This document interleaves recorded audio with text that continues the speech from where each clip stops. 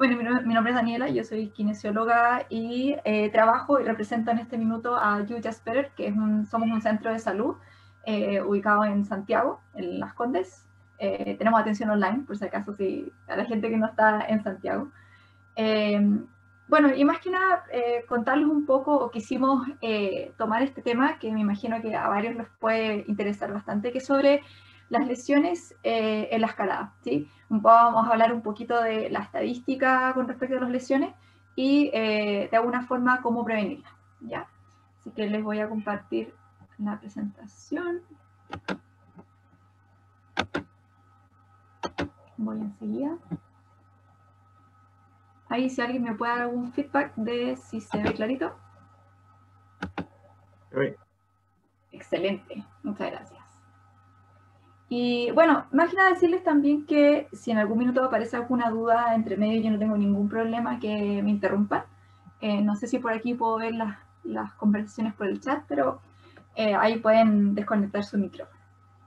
Bueno, como les dije, yo represento a You.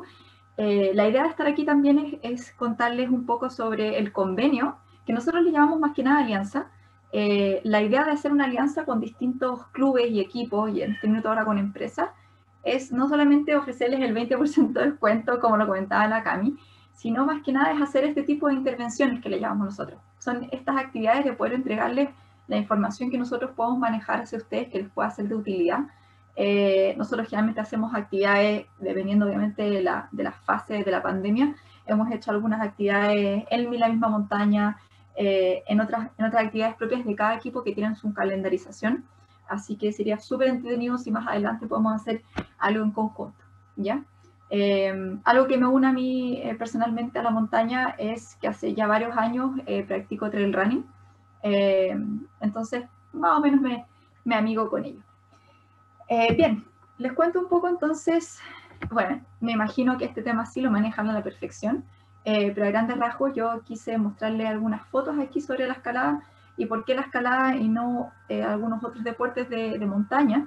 Es que tiene que ver que la escalada tiene distintos tipos, ¿sí? Y estos diferentes tipos ya vemos al lado derecho a Alex Honnold, que es un gran representante del free solo. Y si pueden ver, es muy distinto a nuestro compadre aquí al lado izquierdo, ya que él no utiliza ningún instrumento, digamos, de seguridad. Y eso va a hacer que diferentes tipos de escalada, también así como el boulder, pueden generar distintos tipos de lesiones, ¿ya? Que tenemos otros referentes ahí del tipo de escalada. Bien, un poco contarles el contexto de las lesiones. Esto a grandes rasgos, pensar como cualquier deporte, si nos ponemos a pensar, por ejemplo, en el fútbol, pensaríamos que sería un poco obvio que el gran porcentaje de lesiones tendría que ser de miembro inferior, ¿ya? Lesiones típicas de rodilla, tobillo, etc. O los runners también, muy típico de que sea mayormente extremidad inferior. Pero en el caso de la escalada, pensaríamos que en gran parte se produce a nivel de extremidades superiores, ¿ya? Ahí vamos a ver más o menos de qué se trata. Por lo menos aquí le muestro un estudio que se hizo en el Reino Unido en base a 201 escaladores, en un porcentaje, digamos, de 163 hombres y 38 mujeres los que participaron en un rango amplio de edad entre los 16 a los 62 años. Se quiso ver la epidemiología en cuanto al comportamiento de la frecuencia de las lesiones en la escalada y pudieron ver que en gran porcentaje se da lesiones en genérico a nivel de los dedos, ¿ya? Esto es visto como lesiones por sobreuso o sobrecarga y también como strenuous, yo lo entiendo como un movimiento amplio y extenuante, ¿ya? En estos casos vieron que entonces hay una alta frecuencia y como en segundo lugar de alta frecuencia eran lesiones a nivel de los hombros, ¿ya? En este mismo estudio también quisieron ver que por otro lado, ¿ya? Las lesiones más ¿cómo se dice? Ligadas a las caídas tenían que ver entonces con otra zona anatómica del cuerpo, ¿ya? Y en este caso, el others, que es como lo más frecuente, se refería a todo tipo de lesiones por abrasión que se produce en las caídas, principalmente en las manos, ¿ya? Y en segundo lugar, producto de las mismas caídas, es que uno obviamente cae primero, en muchos casos, con el pie y se producen estas lesiones a nivel de tobillo. Aquí tenemos otro estudio que quiso ver la cantidad, la frecuencia de lesiones y la cantidad en base a alrededor, ya no recuerdo bien el número, 200 y tantos participantes, que en total adquirieron alrededor de 430 lesiones, de las cuales pudieron ver que las 3 primeras más comunes eran la lesión a nivel de tendón o distracción a nivel del tendón, musculatura y, en tercer lugar, los esguinces, ¿ya? Con respecto al tratamiento, y aquí me gustaría que más de alguno participara, porque me llamó bastante la atención con respecto al porcentaje que se manejaba en caso al tratamiento. A estas mismas personas en este estudio se les preguntó qué tipo de tratamiento habían recibido en los últimos 12 meses, y que encontraron que solamente el 18% de toda la población en estudio había considerado el tratamiento de kinesioterapia, ¿ya? Fisioterapia en otros países. Y en segundo lugar, un 14% consejo hacia otros escaladores. ¿Qué pensarían yo entonces como kinesióloga? Es, ¿qué pasa ahí si un bajo porcentaje de la gente efectivamente consulta a algún especialista, por decirlo así, del área? Incluso a otro escalador más que a un médico. Entonces eso me llamó la atención y me encantaría que después me comentaran qué es lo que opinan al respecto y qué es lo que le ha pasado a alguno de ustedes. Quisimos ver algunos factores de riesgo que pudiésemos a nosotros analizar para poder llegar a tomar en consideración a la hora de prevenir este tipo de lesiones que les comentaba. Y en otro estudio quisieron ver entonces estos riesgos y de los cuales sacaron 3 grandes factores de riesgo de producirse alguna lesión ya en la escalada, dentro de los cuales lo más importante era el índice de masa corporal, el INMC. Ya, si alguno no lo ha escuchado, esto quiere decir que se calcula el peso dividido por la altura al cuadrado, ¿ya?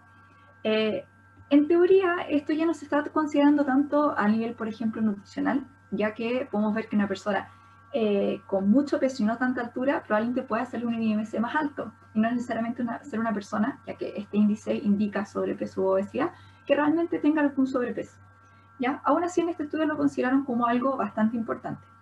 Que hay que considerar que muchas veces está ligado, y esto se ve en otros estudios, que el índice de masa corporal tiene mucha relación con los hábitos alimenticios de la persona, ¿ya?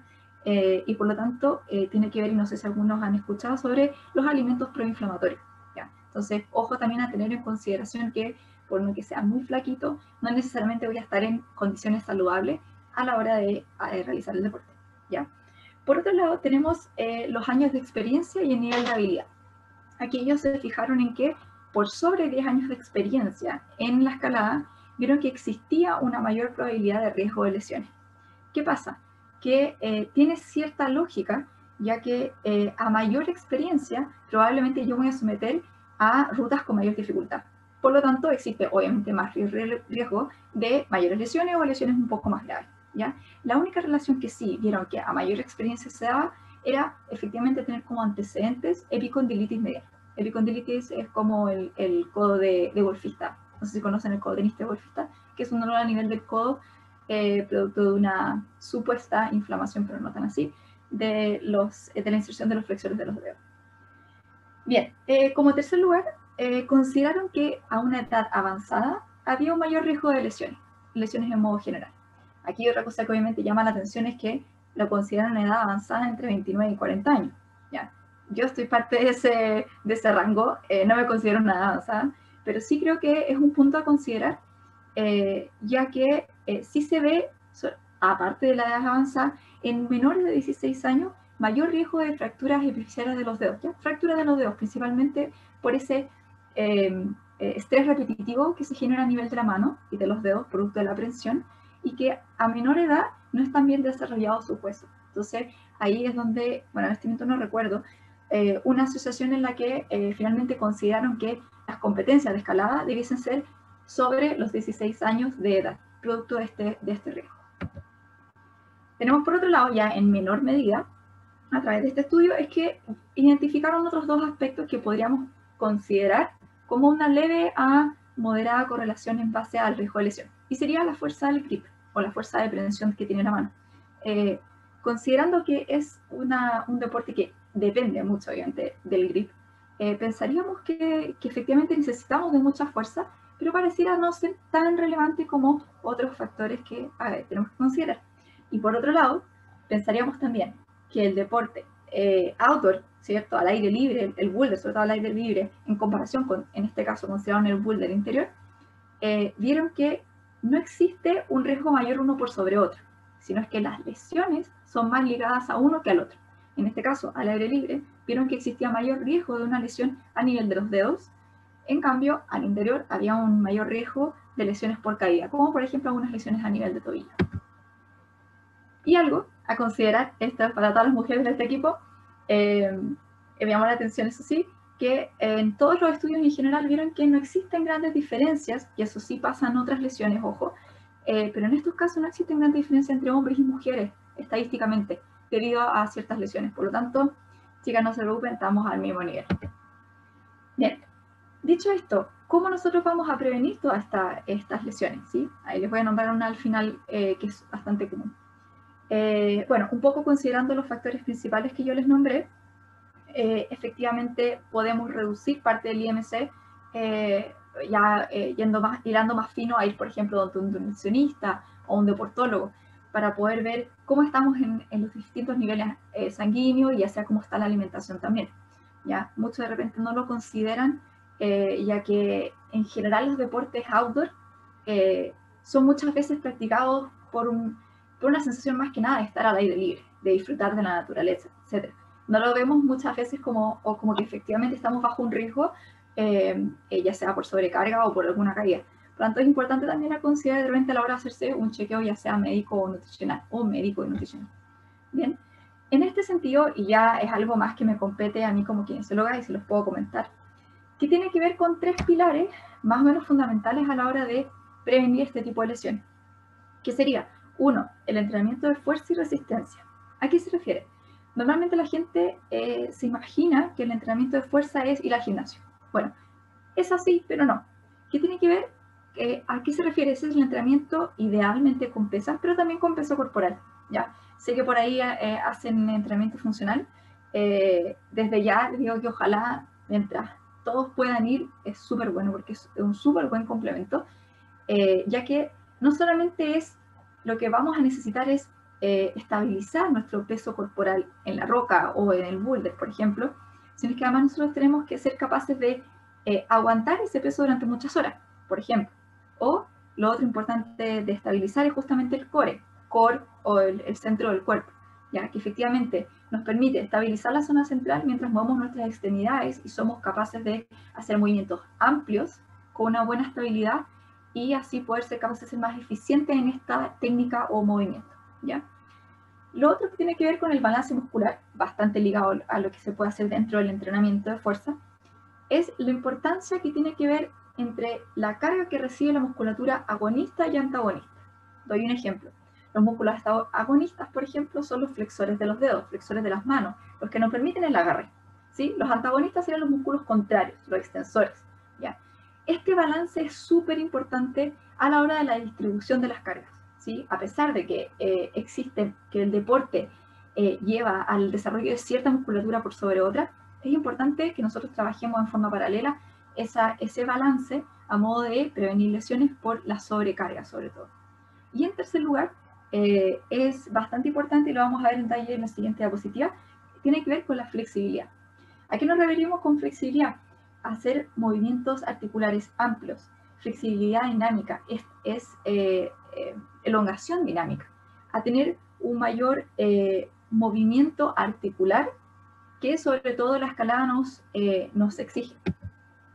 Entonces, ¿a qué me refiero con movilidad articular y flexibilidad? Se ha visto, y esto no solamente en la escalada, ojo, en muchos deportes, en que la movilidad que nosotros hagamos previo a la actividad física va a tener una relevancia muchísimo mayor en 2 cosas. Uno, en el rendimiento deportivo, ¿sí? En la técnica misma, y lo otro es efectivamente la prevención de lesiones. Por lo tanto, y eso se los voy a nombrar, la típica elongación que uno hacía normalmente, elongación estática, ya está un poquito desechada a la hora de hacer un calentamiento, ¿sí? Por lo tanto, ¿en qué va a consistir esto? Son movimientos que se basan en rangos amplios de la musculatura, de las articulaciones, ¿sí? Sin mantener posiciones, ¿ya? ¿Esto qué permite? Preparar los diferentes tejidos, ya sea muscular, articular, por ejemplo, tendones, ligamentos, cápsulas, etc., a generar movimientos amplios, a la hora de la técnica deportiva, ¿sí? Esto permitirá también un aumento en el flujo sanguíneo, mejora la técnica, como ya les había contado, y con esto disminuye el riesgo de lesiones. ¿Qué hacemos con esto? Podemos darle al menos unos 10 minutos antes de la práctica misma, ahí mismo en el lugar, a modo de hacer como una especie de calentamiento, ¿ya? ¿Qué se consideraría como, entonces como movilidad articular? Movimientos circulares, ¿ya? Movimientos de cabeza, codo, muñeca, todas las articulaciones. No olvidemos extremidad inferior también, ¿ya? Sobre todo caderas también. Rotaciones externas de cadera son bien importantes, ya lo van a sentir por la técnica, ¿sí? También algo súper importante, y se lo voy a mostrar también después, es la flexibilidad de la columna torácica, ¿ya? El rango de movimiento de los hombros depende en cierta forma de la columna torácica, por lo tanto también no olvidar, ¿ya? Columna dorsal o torácica. Por otra parte, también podemos utilizar sentadillas y estocadas profundas, movimientos, siempre movimientos amplios, ¿ya? Y movilidad de los dedos y generando también los diferentes grips que ustedes necesitan a la hora de escalar. Bien, entonces, de nuevo, volvemos a lo que ya para nosotros es un poquito antiguo. Hacemos elongaciones estáticas. No está contraindicado, ¿sí? Pero está más pensado ahora para los días de descanso, ¿sí? Para los días en que no necesariamente vamos a escalar, que vamos a practicar otro deporte probablemente, y por lo tanto eso es un buen momento para poder hacerlo. Y ahí es donde yo mantengo la posición entre 20 a 30 segundos por grupo muscular.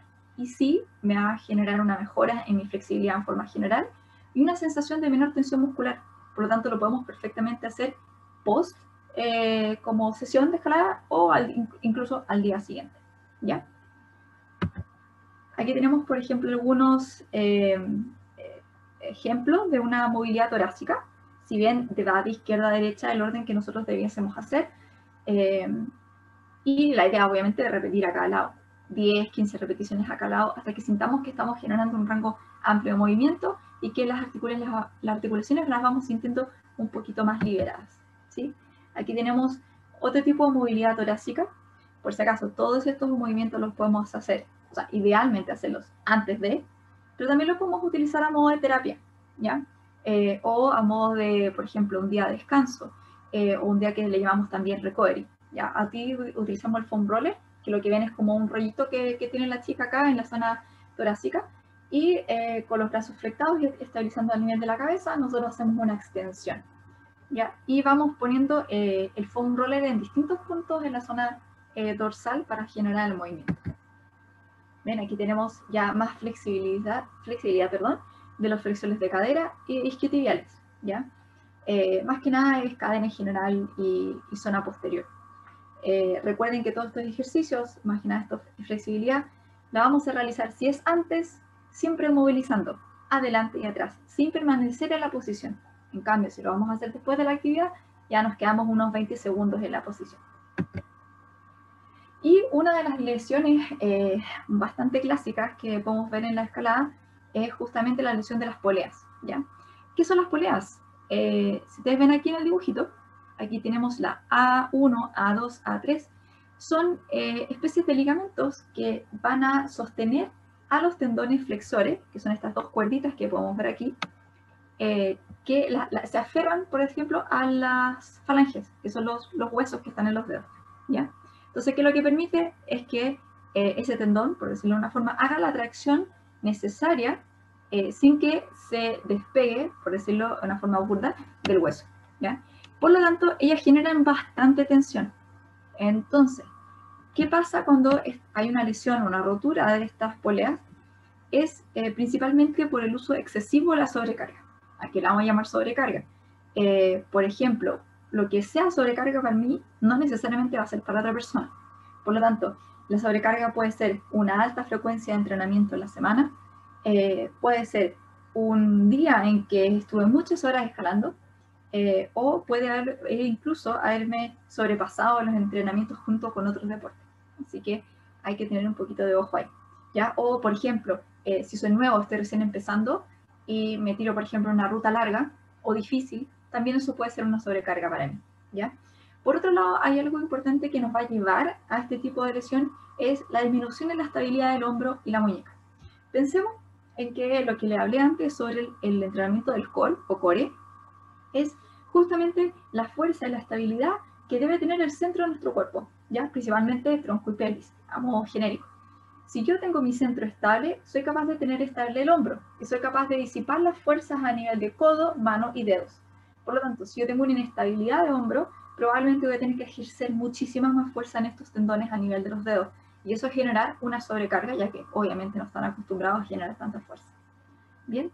Y por otro lado, la misma disminución tanto de las articulaciones como de estos tendones puede generar también el riesgo de esta lesión. Y que se ha dicho que como tratamiento en estos casos particulares, más o menos, en caso de ruptura de una sola de estas poleas, ¿ya? O en este caso también tendinopatías de estos mismos tendones, más o menos requiere de unas 4 o 6 semanas, va a depender de la magnitud y va a depender también del estado previo a la lesión de la persona.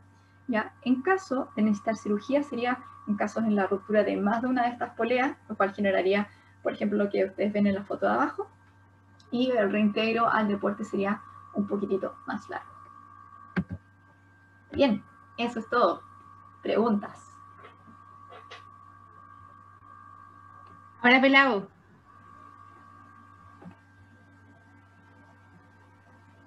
Hola.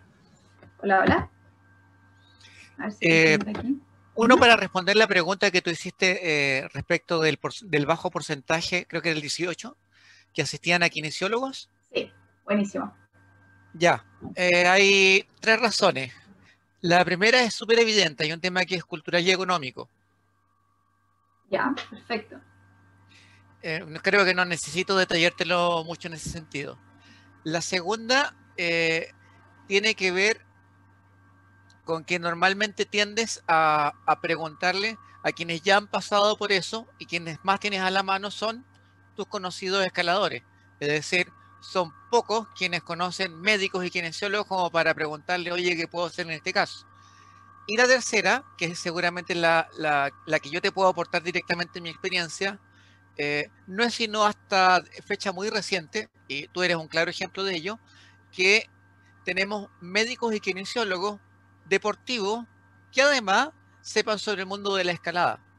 ¿Por qué te lo digo? Porque yo he sufrido lesiones, como muchos acá en el pasado, iba con médicos, traumatólogos o con kinesiólogos, y normalmente o te daban plazos que no te permitían, o sea, no lo pensaban en términos del deporte, porque están acostumbrados en su día a día a tratar con el resto de la población que no hace ejercicio y o que no practica este deporte. En consecuencia, y creo que no es solamente mi caso, te puedo afirmar que hay muchos médicos y kinesiólogos que no tienen idea y no te generan confianza porque te dan consejos que no te sirven, o te dan plazos que no te sirven, o te dan soluciones que no te permiten retornar al deporte, sino que son soluciones estándar para cualquier persona que haya sufrido una lesión similar, que no es nuestro caso. Entonces, es fantástico que estés hablando directamente sobre el tema, pero mi percepción en este momento es que gente como tú es una rareza. Es decir, no En el tenemos buen un sentido. montón, sí, en el buen sentido, no tenemos un montón de especialistas deportivos que además se manejen en el mundo de la escalada y la montaña, a los cuales tú puedas acudir y en quienes puedas confiar en que te van a dar la solución a tu problema, y que además te van a dar un plazo en el cual vas a poder estar nuevamente practicando el deporte. Y eso genera desconfianza, por lo tanto terminas acudiendo a quienes ya han pasado por lo mismo y preguntas, oye, ¿qué médico o qué kinesiólogo o qué puedo hacer en este caso? Y vuelves a los 2 anteriores. Bien, oye, muchas gracias. Primero justamente quería recibir ese feedback, porque efectivamente esa es la idea, que podamos compartir información que nosotros mismos como profesionales y todos los profesionales de la salud en general podamos ir aprendiendo de los chorrocientos deportes que existen hoy en día y que pueden seguir apareciendo, ¿ya? Obviamente uno se va haciendo especialista en uno o en otro, pero el feedback que ustedes nos entreguen a nosotros también es re importante, y es ir intercambiando esa información, ¿ya? Lo que sí es, por ahí alguien lo decía y es cierto, menos mal que cada vez somos más los que nos vamos metiendo en el área de deportivo, y que ojalá ustedes mismos se sientan con la confianza de acudir a nosotros como servicio en general de salud. Porque si es esa, y aparte la parte económica que es re importante, y sobre todo ahora en pandemia, si uno puede muchas veces reducir como el gasto económico e incluso el tiempo de vuelta a tu deporte. Porque hay muchas lesiones como tendinopatías que son bastante rebeldes en general, que si uno no las trata a tiempo, efectivamente se hacen crónicas, un sentido crónico que digamos en este método no consideramos como término, pero que se vuelven permanentes en el tiempo. Y eso te va a permitir probablemente estar mucho tiempo no sintiéndote cómodo haciendo tu deporte, probablemente recayendo una y otra vez en la lesión, a cuando uno realmente acude al tratamiento que necesite y acorta el tiempo de reintegro deportivo. Entonces, ojalá empiecen a confiar más en nosotros.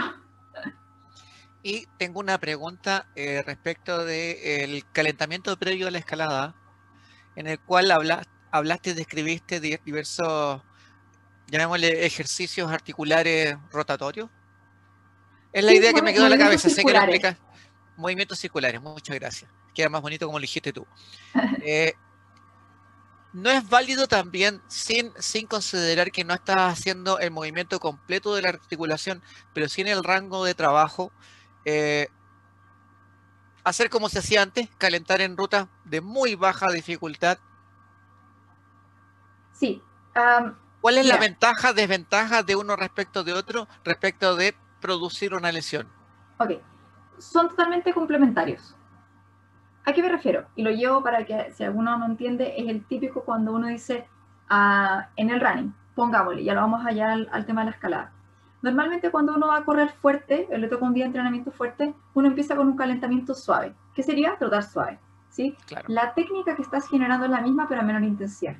Por lo tanto, igual el sistema cardiorrespiratorio, si efectivamente lo estás calentando, en que estás llevando una frecuencia óptima para empezar tu deporte, ya, lo mismo la escalada, sirve a una ruta mucho más fácil, mucho más tranquilo, en que de a poco va aumentando la frecuencia respiratoria y frecuencia cardíaca, a la óptima va a poder hacer la escalada. El tema es que tú no estás preparando ni calentando tejido muscular, tejido tendinoso, ligamentos, cápsulas articulares. Por lo tanto, cualquier movimiento amplio que tengas que hacer, en teoría todo ese tejido va a estar frío. Entonces, ¿por qué nosotros tenemos que hacer estos movimientos incluso previo a eso? ¿Entiendes? Como que no es uno o lo otro, sino que son totalmente complementarios. Y ahí está donde los movimientos circulares, ahora que me está mirando, por ejemplo, puede ser, ¿a qué me refiero? Mueve la cabeza así, en círculo. Siempre buscando rangos amplios, no necesariamente en círculos. Eran ejemplos porque la verdad es que es un tema bastante amplio, pero podemos hacer lo mismo con los brazos, lo más amplio posible. La idea es que, imagínate que tu articulación se moviera esto, ¿cierto? No sé, 5 centímetros. Por lo tanto, yo en los movimientos articulares iniciales, yo voy a intentar mover 7 centímetros, para que en el momento del deporte, cualquier movimiento brusco, amplio, etcétera, tu articulación y tus tejidos no se pasen de ese rango fisiológico. Ya va a haber entrenado en ese rango fisiológico. ¿Se entiende? Entonces, por eso la idea es buscar rangos lo más amplio posible para que en el momento preciso de ese movimiento, un movimiento bastante más complejo, no se generen las lesiones. Pero en dicho caso, ya que estás hablando del rango de movimiento articular, ¿no se genera un problema respecto de los tiempos muertos entre, porque acuérdate que las rutas de escalada, a ver, la escalada deportiva en general es una actividad que toma durante todo el día o que puede tomar durante varios días, pero que tiene intensidades por pique, es decir, escalaste, descansaste y a no ser que sea alguien que está entrenando para competencia, lo más probable es que sea un pic de esfuerzo, un descanso que puede ser relativamente corto de ahí a la siguiente ruta o a la siguiente zona y nuevamente escalar. ¿No te obliga eso a que previo a, no sé, un tiempo muerto de 1 hora, tienes que volver a realizar ese calentamiento que describiste? Es que es súper buena pregunta, porque no sabría decir, no tengo claro cuánto tiempo podríamos considerar como que el cuerpo se vuelva a enfriar. Tendríamos que saber eso de antemano. Es decir, si llegan a pasar 2, 3 horas, bueno, considerado entonces el hecho de volver a retomar estos 5 o 10 minutos de movilidad. Y quizás es un buen tema que podemos averiguar. Así que te lo dejo pendiente. Ya, gracias. Siguiente. Yo quiero hacer una pregunta. ¿Puede ser? Bueno, obvio. Ya, mira. Bueno, lo primero es que concuerdo con el tema económico de por qué en general las personas no van tanto al kinesiólogo, pero por ejemplo también yo estuve en España y allá como que siempre iban al fisiólogo, así por cualquier cosa y como que me llamaba mucho la atención porque creo que en Chile como que, o sea, no, claro, no tenemos quizás ese como desarrollo, costumbre o no sé, deportivo, pero tampoco quizás tenemos tan claro que un kinesiólogo nos puede ayudar en el área deportiva, incluso para mejorar nuestro rendimiento. No solo como un caso de lesiones, quizás, o para prevenir, no sé. Bueno, pero mi pregunta es, yo tengo como un rollo como con los pies, como que hay muchos escaladores que por las zapatillas tienen los pies súper deformes, entonces siempre como que es como el rollo como, ya, me compro unas zapatillas súper apretadas, pero no quiero tener juanetes o que se me deformen los pies o tener problemas en el futuro. Entonces, qué saben sobre eso? Como, como kinesiólogos, como qué recomendación darían? Mira, en general, más o menos lo que yo manejo, ok, ahí te puedo decir que es bastante menos. Pensemos que los juanetes o, digamos, todas las formaciones, las durezas que nosotros se forman a nivel de los pies, es un método de protección. No tanto es el juanete, ojo, que es un tema más como genético. Pero sí todas estas como deformidades son propias de la adaptación que genera el cuerpo. Por lo tanto, probablemente es una respuesta a esa carga. No sé si me explico que si tú comparas distintos cuerpos deportivos, no sé, compara, por ejemplo, una persona que hace levantamiento olímpico a un basquetbolista, a, por ejemplo, un escalador, son cuerpos muy diferentes. Y es muchas veces que el deporte adapta al cuerpo. Entonces, finalmente tú vas a necesitar de esa especie de deformidad para ser más eficiente en tu propio deporte. ¿Cachai? No se ve bonito, probablemente es un tema más estético, pero finalmente es como una... mientras no te genere ningún problema, ningún dolor, ninguna falta a nivel de la funcionalidad tuya en el día a día o en el deporte, yo no le vería mayor riesgo. No sé si entiendo tu pregunta de esa manera.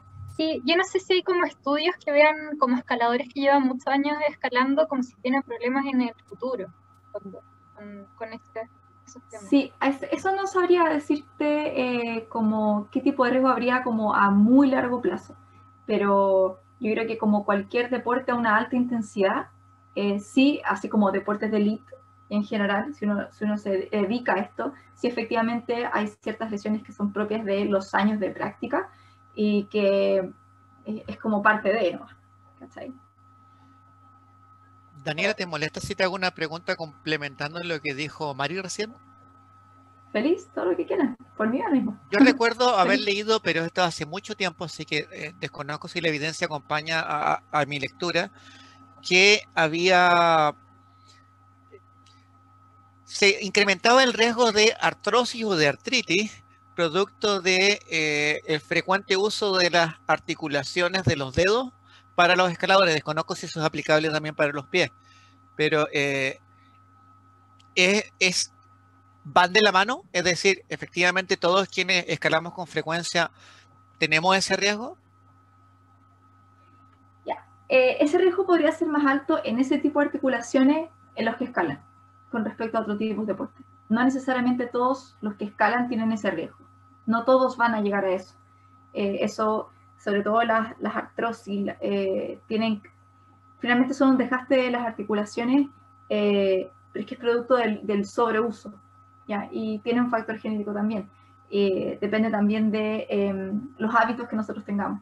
Y eso influye desde la alimentación, hábitos de otros tipos. Por lo tanto, no creo que vayan todos para lo mismo. Puede haber, como te digo, si hablamos de factores de riesgo, que siempre estamos hablando estadísticamente es en porcentaje, por lo tanto se puede dar como no, pero si hay un mayor porcentaje en esas articulaciones producto de ese deporte por sobre otras. Por ejemplo, sería muy difícil que tengas un mayor riesgo en una artrosis de rodilla, por ejemplo. Si hay un mayor desgaste de esa articulación, entonces ahí es donde se puede, no sé si prevenir, pero disminuir, digamos, ese riesgo o ese avance del deterioro justamente mediante las movilizaciones, mediante, no sé, una ingesta de líquido óptima por sobre los 2 litros, cosas por el estilo que pueden ayudar a mejorar las articulaciones en general. Piensa, un dato freak, que en todas las articulaciones existe un líquido que se llama líquido sinovial, que es como, por decir, el aceite de para echarle, o la grasa de las bisagras de las puertas, es como lo mismo. Esa es una forma de que todas las articulaciones se nutren, y se nutren a través del movimiento. Por lo tanto, efectivamente, podemos prevenirlo a través de justamente mantener el movimiento de las articulaciones en forma saludable. Muchas gracias. Nada.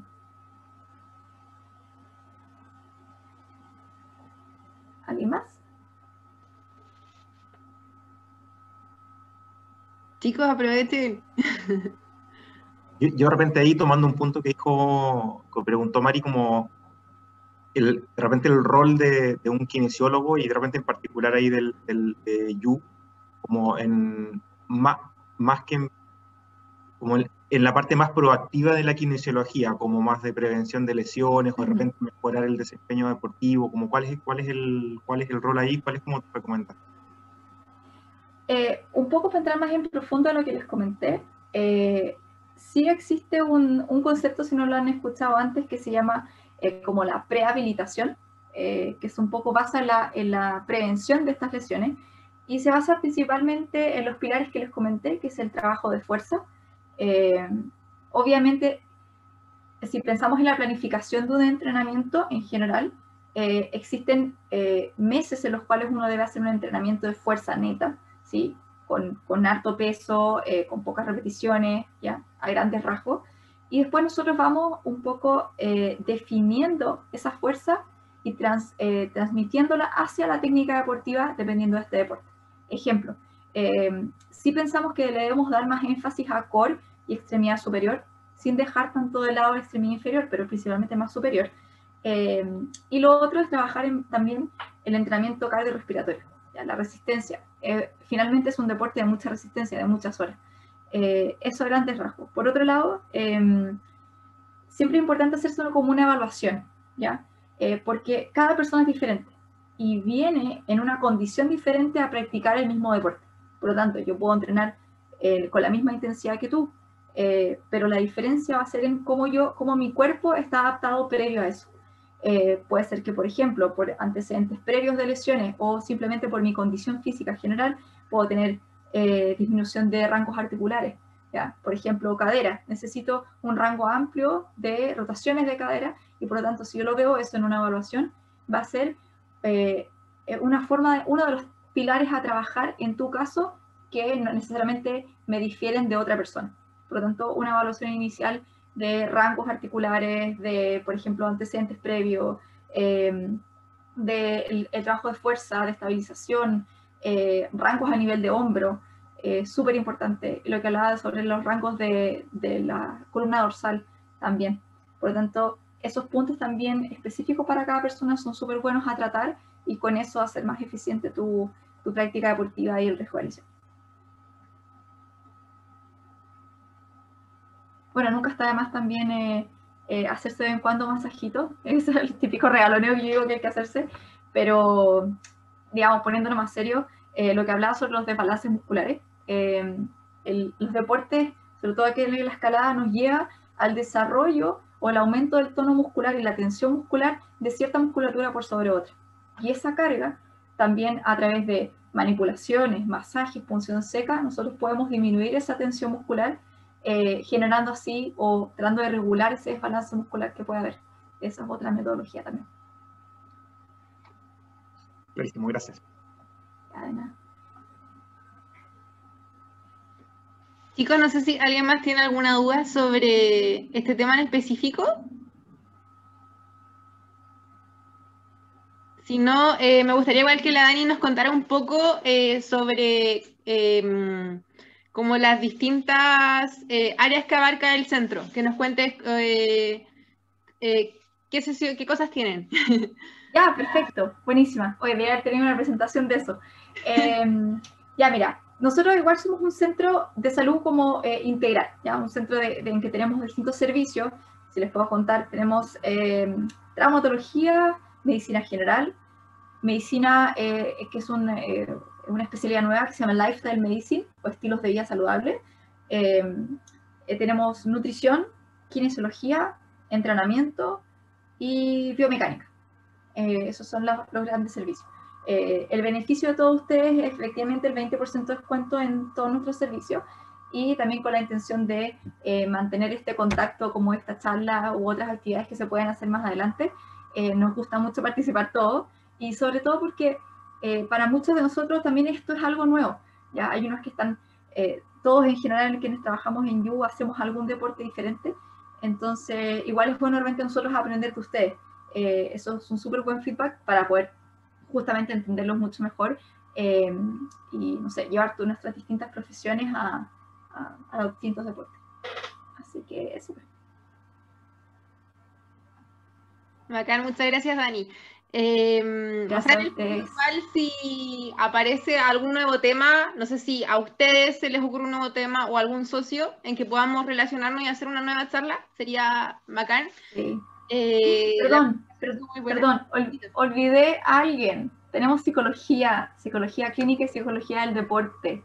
Ya, también, perdón, tenía que considerarlo, porque justamente había hablado con Hernán en nuestra última reunión, que es un tema que, si bien muchas personas somos capaces de, como lo que hablamos de la parte económica, como de gastar alguna luquita de repente en algún nutricionista, o quizás un masaje en kine, pero ya la psicología es algo que tenemos algo mucho más lejano, que sería un súper buen tema también a considerar, sobre todo en esta etapa de pandemia en la que estamos, que seguro más de algunos ya estamos medio sobrepasados con esto. Todos. Eso, ahora sí. Sí. Muchas gracias. No sé si a alguno Gracias a más le queda alguna duda, consulta. Yo no dudo, pero de repente un pensamiento como relacionado a los costos y los gastos de repente de verse con un especialista, al final es invertir en uno, y no sé, pues el cuerpo es como lo más preciado que tenemos, así que nunca va a ser un gasto, plata mal gastada. Exacto. Bien, no sé si alguno tiene ahí algún hobby o algo más aparte, obviamente, del deporte, pero si ustedes se comprarían un buen auto, algo que habían adquirido, por último un Ferrari, ya pensemos en algo así como de más lucas, seguro no lo llevarían ni a lavar a cualquier parte, ni le pondrían cualquier repuesto. Entonces, ¿por qué no el cuerpo lo vamos a tratar de igual manera? Ya, si es él el que nos permite practicar el deporte que más nos gusta. Así que es una inversión de todas maneras.